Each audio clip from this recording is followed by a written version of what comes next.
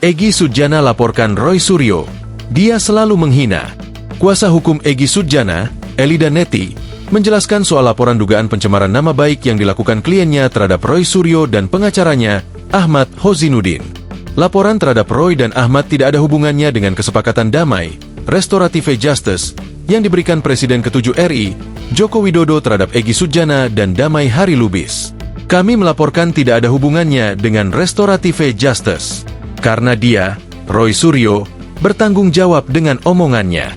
Kan dia selalu menghina-hina, merendah-rendahkan, ujar Eli, Senin, 26 Januari 2026. Kata-kata hinaan yang dimaksud Eli, dilontarkan Roy Suryo pada 22 Januari 2026. Kata-katanya yang tanggal 22 itu menyatakan bahwa ada Restorative Justice bukan produk KUHP baru, bukan KUHP lama, tapi KUHP produk Solo.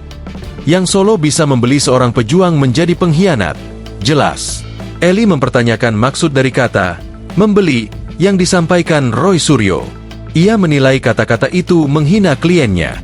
Kalau membeli, berapa dibeli? Siapa yang beli? Ini kan sebuah penghinaan yang dahsyat. Gitu. Kalau dia ragu dengan produk Restorative Justice itu, dia gugatlah. Kita siap nantang dia, tegas Eli. Sebuah kedamaian itu melebihi dari segala-galanya. Mohon maaf-maafan. Memang gak damai minta maaf. Tapi berdamai itu lebih indah. Dan case semua. Apa? Semua case di close. Jadi terus masalahnya di mana? Kok ada? Disebut perjanjian ganti rugi segala macam. Imbuh dia. Diberitakan sebelumnya, Roy Suryo dan pengacaranya, Ahmad Hozinuddin, dilaporkan ke polisi oleh ex-tersangka kasus ijazah Jokowi palsu, Damai Hari Lubis dan Egy Sudjana, atas dugaan pencemaran nama baik. Laporan itu masuk pada Minggu, 25 Januari 2026, malam ke Polda Metro Jaya. Pelapor merasa bahwa nama baiknya telah dicemarkan oleh pernyataan terlapor yang disampaikan di media, kata Kabid Humas Polda Metro Jaya, Kombes Pol Budi Hermanto, saat dikonfirmasi, Senin, 26 Januari 2026. Damai Hari Lubis melaporkan Hozinuddin, sementara Egy Sudjana melaporkan Roy Suryo dan Hozinuddin di hari yang sama. Sementara itu, Hozinuddin mengaku belum menerima informasi secara resmi terkait pelaporannya ini. Ia menduga, laporan ini berkaitan dengan keputusan Egy dan Damai yang menyambangi rumah Jokowi dan berujung pada langkah Restorative Justice.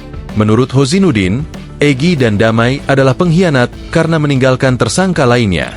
Predikat pengkhianat atas DRL dan S bukan disebabkan pernyataan kami, tapi karena pilihan mereka berkunjung ke kediaman Jokowi di Solo mengatasnamakan TPWA tanpa persetujuan anggota lain, kata Hozinuddin dalam keterangannya.